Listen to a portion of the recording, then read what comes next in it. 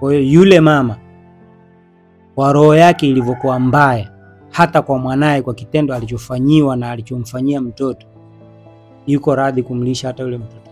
Mtazamaji wa DTV, sasa tumemkuta mzazi wa binti yetu yule ambaye ana umri wa miaka 13, ambaye ni mwanafunzi wa darasa la 4. Huyu ndo mzazi wake, anaitwa Rashidi. Asalamu alaykum. Wa alaykum salaam. Mzima, namshukuru Mungu. Je, afya? Afya yangu ndo kama hivyo mnavyoniona, bado haijakaa sawa sana kwa sababu ya changamoto na maradhi na nini, bado afya haijakaa sawa. Naona afya yako umedhoofika, mwili wako umedhoofika sana. Nini ambacho kinakusumbua sana? Kinachonisumbua sana na tatizo la sukari. Baada ya matumizi ya dawa za kutibu sukari, zikaja zikaniletea infection ya figo ya kushoto pamoja na ini. Kwa hiyo sasa hivi nipo kwenye changamoto ya kutibu vitu vyote hivyo, na mapito ninayopitia ni kwamba sina msaada, nipo tu sababu ya kuweza kutibu hivyo vitu.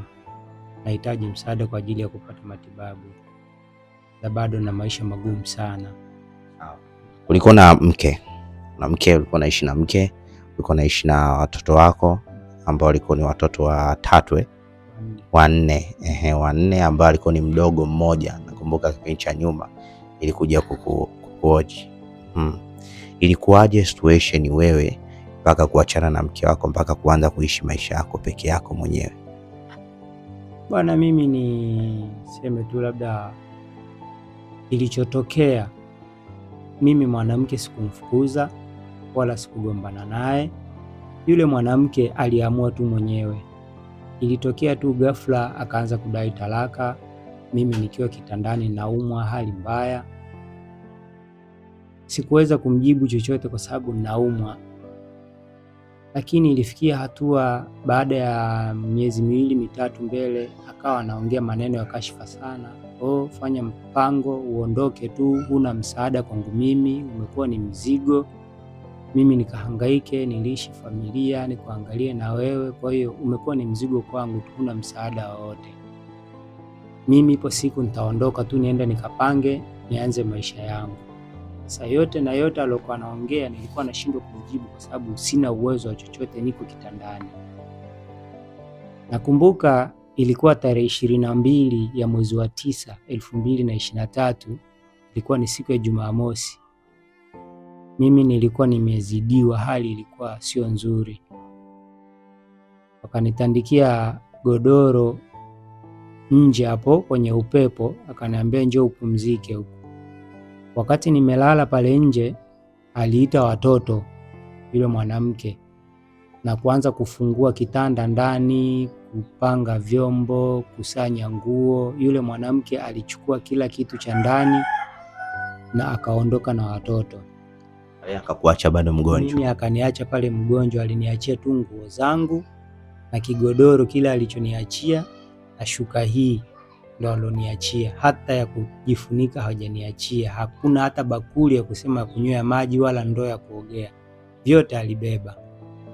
Kwa hiyo toka siku hiyo alivyoondoka pale kwangu, namshukuru Mungu, nilijaribu kuombaomba msaada, nikapata tu dawa nikanywa bila kwenda hata hospitali, nikapata nguvu. Baada ya kupata nguvu, mpaka leo hii nipo tu, sijapata msaada wote. Nilienda paka nyumbani kijijini, nimekaa kwa muda kama wa miezi 4-5 hivi, lakini kutokana na maisha ya kijijini hakuna huduma yoyote naipata. Basi nikaamua kurudi hapa mjini. Nilivorudi, sikurudi tu kwa sababu labda ya kuja kukaa tu hapa mjini. Nilirudi kwa matatizo ya kifamilia. Kuna jambo ambalo lilitokea katika familia yangu kwa mwanangu, ikabidi nifanye mpango wa kuja huku kwa ajili ya kuja kulifuatilia hilo swala. Kwa hiyo nilivofika hapa mjini ilikuwa ni tarehe 5 ya mwezi wa 12 mwaka jana. Baada ya kuanza kulipeleleza hilo swala ambalo lilomkuta huyo mtoto, kweli kwa majirani ambao walikuwa wanaishi na mama yao pamoja na yule binti pale, nikapeleleza. Baada ya kuja kupata usahihi wa lile swala, nikamuita mwanangu wa kiume, nikamuuliza, wewe kama mwanangu wa kiume, kuna jambo limetokea katika familia, dada yako kafanywa 1 2 3 na huyu mwanaume anaishi na mama yako, alafu wewe umekaa kimya, umeshindwa hata kunipigia simu na kunieleza mwanangu.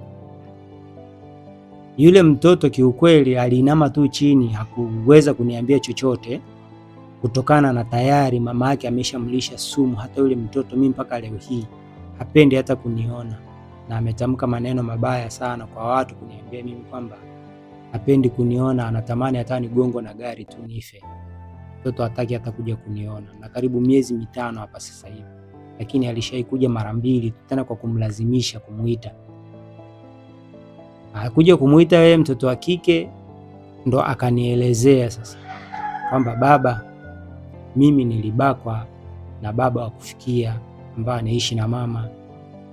Nikamuuliza ilikuwaje?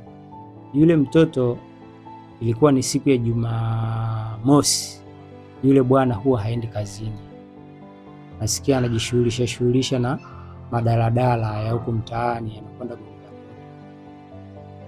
Alikuwa yuko nyumbani kalala hiyo siku ya Jumamosi, mwanamke kaenda kibaruani Gongo la Mboto anakufanyia shughuli zake. Mtoto akawa anaandaa mazingira ya kuwapikia wadogo zake chakula. Akainjika sufuria la ugali kwenye korido hapo.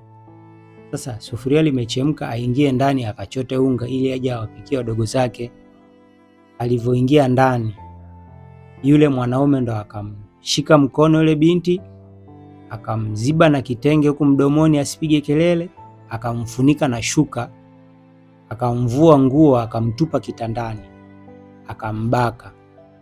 Baada ya kumbaka ndo akamwambia, usiseme kwa watu, mbona hata Ruti namfanyiaga hivi na asemagi kwa watu. Shika hela ya hapa, nenda dukani kanunue soda unywe. Ndio yule binti alivotoka hapo kwenda dukani, kurudi amenunua hiyo soda, kumpelekea hiyo change, ndo akawa anasema hiyo ni ya kwako. Kwa hiyo baada ya yule binti kufanya hicho kitendo, ikabidi awahadisie watoto wenzake ambao anashinda nao pale, sababu alikuwa anaogopa kumwambia mama yake. Wale watoto wakawaambia mama zao ambao ni wapangaji, wakiwa wote kwenye hiyo nyumba pamoja na huyo mama yake huyo binti.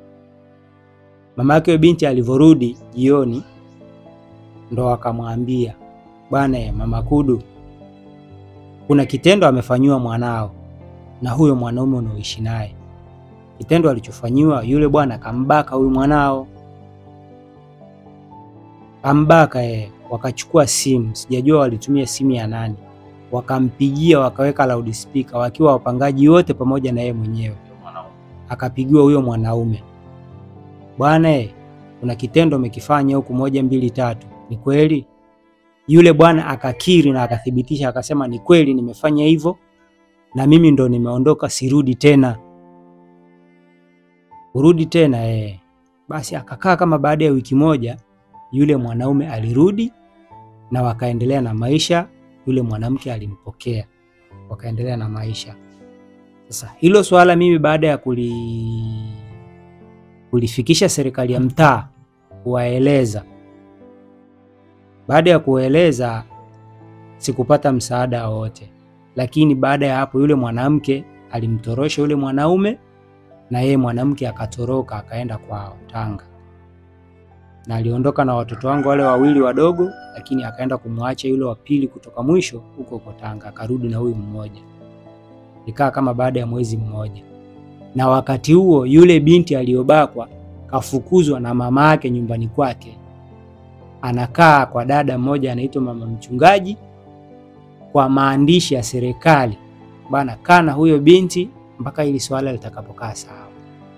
Kwa maana mama yake akamfukuza mtoto mtu, na we kama mzazi ambaye ni mzazi mwenzio yule na mtoto yule ni wako, ukatafuta sababu ya mke wangu kumfukuza mtoto ni nini? Baada ya kutafuta sababu ya kumfukuza mtoto ni nini, nilikuja kugundua, kwa sababu siku zote mtu hakunyimi maneno, atakunyima chakula. Nikaja nikapata taarifa kwamba yule mwanaume alimwambia mwanamke, ili ukitaka tuendelee maisha mimi na wewe, umfukuze huyu mtoto. Kwa hiyo mama yake alimfukuza yule mtoto, lakini mama yake wakati anamfukuza yule mtoto, maneno alomwambia yule mtoto, alimwambia kwamba yule ni mchonganishaji.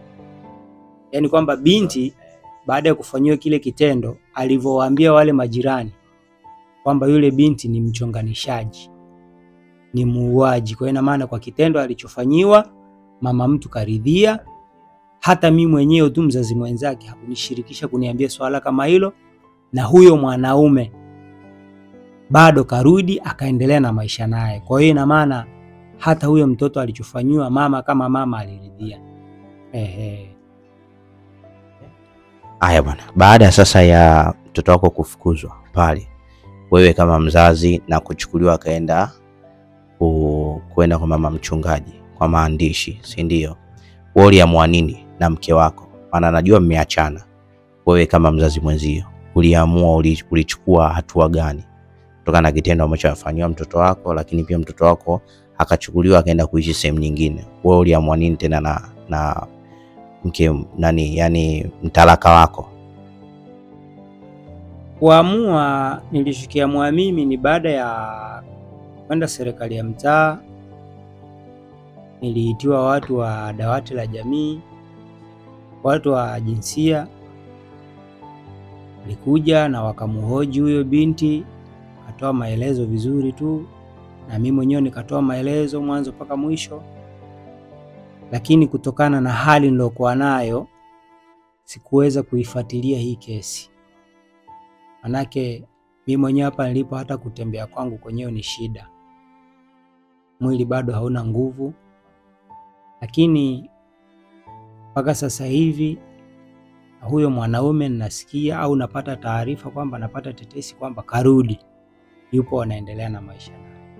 Kwa hiyo mimi nilichokuwa naomba nipate msaada, hata huyu mwanaume ikiwezekana akamatwe, sheria ifuate mkondo wake.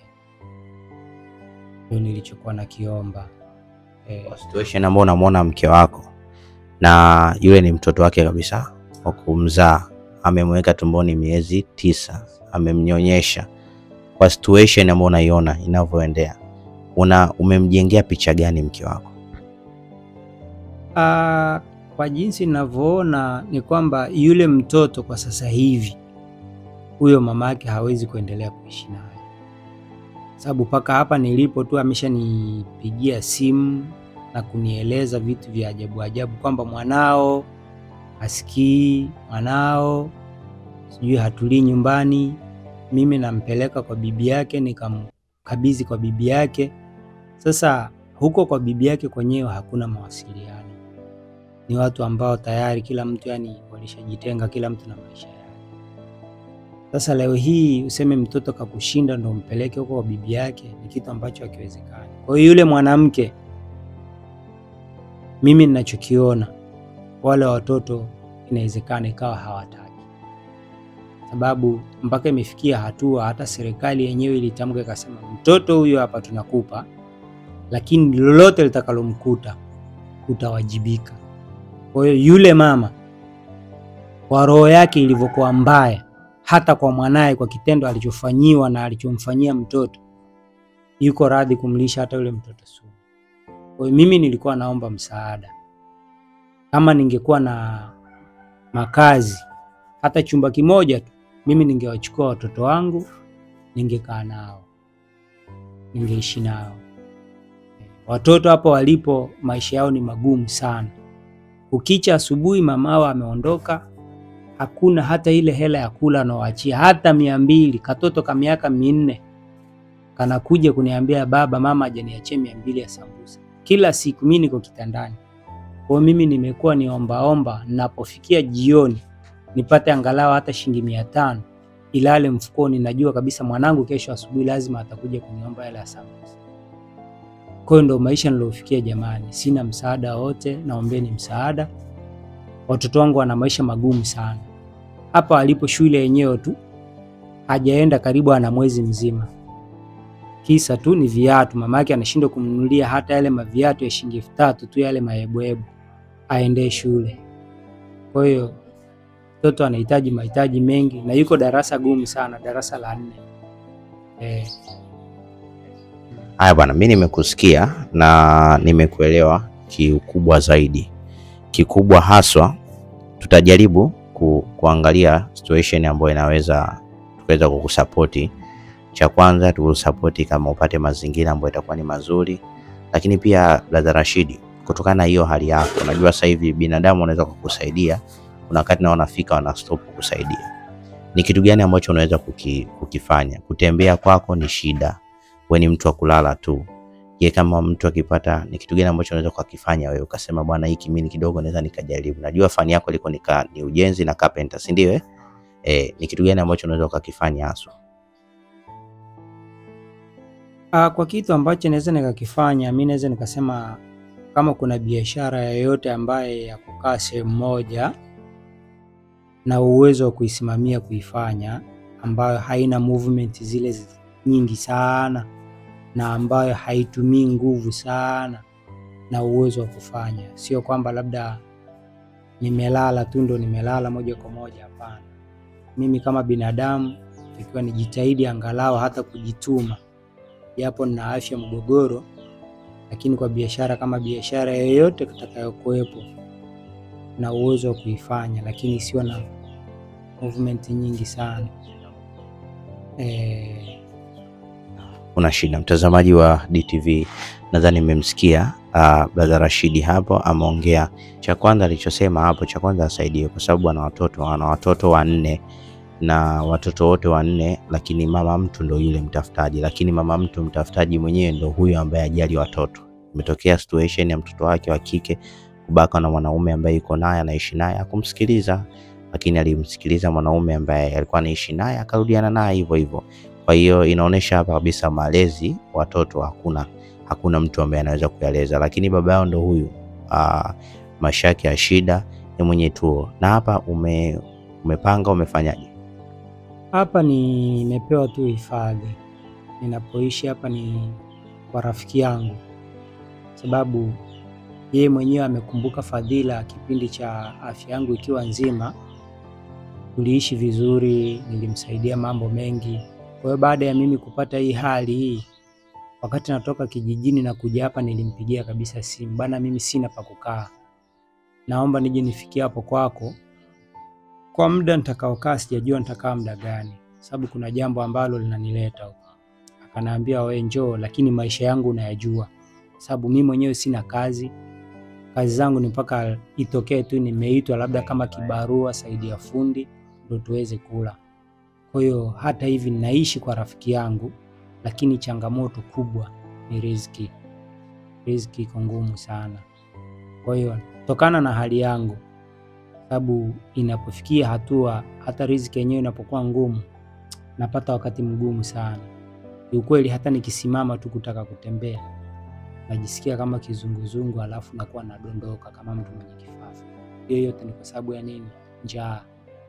Sababu unakuta saa nyingine kutwa nzima mjapata chakula, naweza mkalala na njaa, mkaja mkala siku ya pili yake mchana.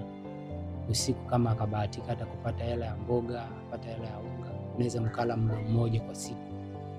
Na hii inaweza ikatokea. Kwa hiyo siwezi kulaumu au siwezi kushangaa sana, ni kutokana na hali ya maisha. Kwa hiyo hifadhi kubwa ambayo nimshukuru Mungu niloipata ni ya kukaa kwa kulala huko, bila swala la kula ni mtihani sana. Kuna shida mtazamaji wa DTV, nadhani mmemsikia Rashid na mmemsikia kwa ukubwa zaidi, lakini anasema hifadhi ambayo yeye amehifadhiwa ni sehemu ya kulala, lakini kama unaona hii ndio sehemu ambayo brother Rashid analala hapo. Ni analala tu chini, amekaa hapo, ameweka godoro chake ni kidogo tu, kidogo nini kama ni ulimi tu, amekaa zake pale, endelea na maisha yake. Cha kwanza kwa mtu yote ambaye anaweza kumsupport brother Rashid kupata hata pesa ambayo kidogo inaweza kumsaidia akafanya biashara, lakini pia kupata sehemu ambayo anaweza kukaa na watoto wake, kwa sababu kinachompa mawazo sasa hivi ni watoto wake, haswa ni hao wadogo ambao wanasoma, na mwingine darasa la mkubwa huyo ambaye wa kiume ndo tayari ameshamkataa, amemwambia babake na kuombea Mungu hata ugongwe na gari ufe leo. Lakini pia na mtoto wake mwingine wa kike ndo huyo ambaye yuko darasa la 4, lakini ndo huyo ambaye pia alibakwa na baba wa kambo. Lakini pia na mtoto tena mwingine ambaye ni wa kike kadogo na mwingine tena wa kiume, si ndio? wote wa kike, wamebakia watatu wote wa kike. Kwa hiyo ina maana baba ana mtihani mkubwa sana wa kulea watoto wake wote wa kike, lakini ukiangalia afya yake na yenyewe hakuna kitu. Kwa hiyo tukimsupport, cha kwanza apate makazi, lakini cha pili pia aweze kukaa na watoto wake, apate ka biashara ambayo anaweza kakamuendesha kwenye business zake za hapa na pale. Hebu tutajie namba yako ya simu ambayo watu wanaweza kukutumia chochote kitu ambacho unaweza ukapata. Namba yangu ni 0655 53 00 14. Namba yangu ni 0655 53 00 14. Na ukitumia pesa jina kutoka nani? Jina litatoka Salihina Hanga. Na shida. Mtazamaji wa DTV nadhani mmemsikia. Kwa hiyo tumsupport. Umesikia story yake, lakini mwanamke alimkimbia wakati yuko kitandani akaondoka zake. Kwa ina maana pale wakati mke wako amekukimbia na ameondoka, amekuacha, wewe ulishije? Baada ya kuondoka mwanamke alivyonikimbia pale, kuna dada mmoja ambaye ni jirani na pale tulipokuwa tunaishi. Sababu nyumba yenyewe tulikuwa tunaishi tulipewa hifadhi ni gofu tu, halina mlango wala dirisha. Ndio tulikuwa tunaishi humo ndani. Nyumba ya pili hapo kuna huyo dada ni kabila langu Mrangi. Huyo dada alinipa msaada wa kupata tu chakula.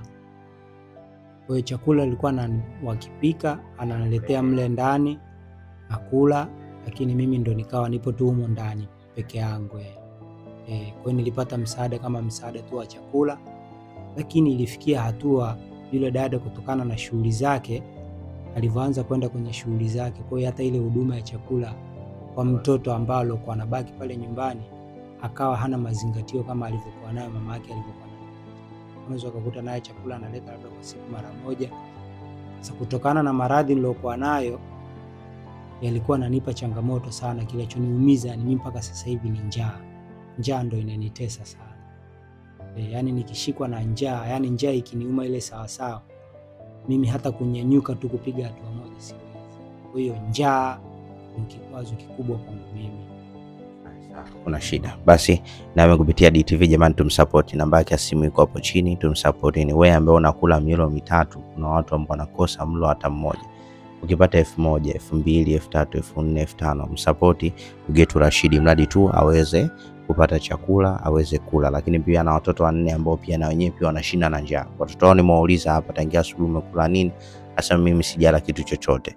Kwa ina maana watoto hawa sasa hivi wanamtegemea nani? Baba yao, si mama yao tena, ambaye mama yao naye sasa hivi ana mambo mengi.